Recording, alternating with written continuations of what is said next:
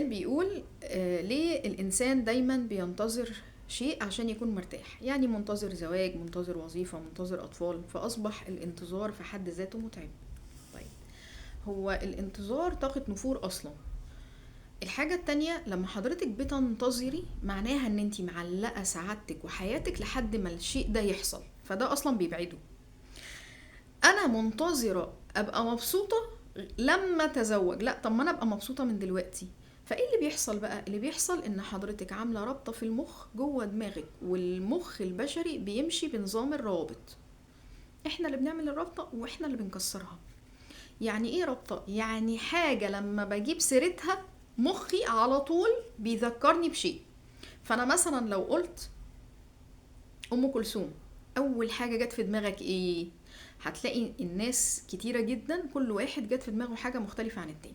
فانا لما اقول مثلا ام كلثوم، حد يقول لي رومانسيه، حد يقول لي الروقان، حد يقول لي الحب، حد يقول لي الزمن الجميل. ايه اللي حصل؟ كل انسان حط في دماغه رابطه بناء على التجربه اللي عاشها. حضرتك بقى حاطه رابطه ان مثلا لو انت منتظره زواج يبقى انت مش هتكوني مرتاحه ولا سعيده غير لما يحصل الزواج. لو سمحتي الغي الرابطه دي، كسريها. لا، نقول لنفسنا الاتي: انا هبقى سعيده لما اعمل حاجه بتبسطني. فنعمل حاجه اسمها اوقات السعاده.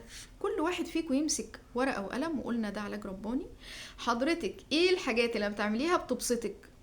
يجي الزواج في الوقت اللي ربنا يريده، ده توقيت رباني ومكتوب عند الله في اللوح المحفوظ. ما تقلقيش، الله جعله بحكم مسبق منه، فما تقلقيش خالص. الحاجة التانية، انا اجهز نفسي للزواج ده. حتى لو مفيش عريس دلوقتي، انا اشوف ايه اللي ناقصني واشتغل على نفسي في ايه، واظبط جسمي في ايه، واظبط شكلي في ايه. كل الحاجات دي انت محتاجة تعمليها. خليكي بقى مبسوطة وسعيدة وانت بتعملي ده.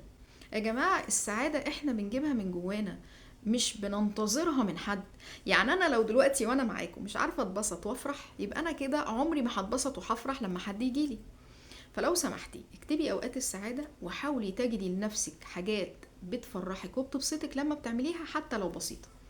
انا مجرد كوباية قهوة مع كتاب اقراه، ولا اتفرج على فيلم حلو مع حد انا يعني من صحابي، او حد انا بحب اقعد معاه، اوقات بنقضيها مع بعض حلوة، ده لوحده سعادة.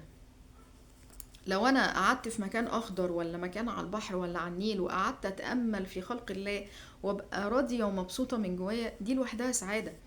لازم تعرفوا انه الانسان كل ما يقرب من خالقه اكتر ويبقى مطمن قوي لاختيارات الله ليه، ده بيديله احساس بالسعاده. فلو انا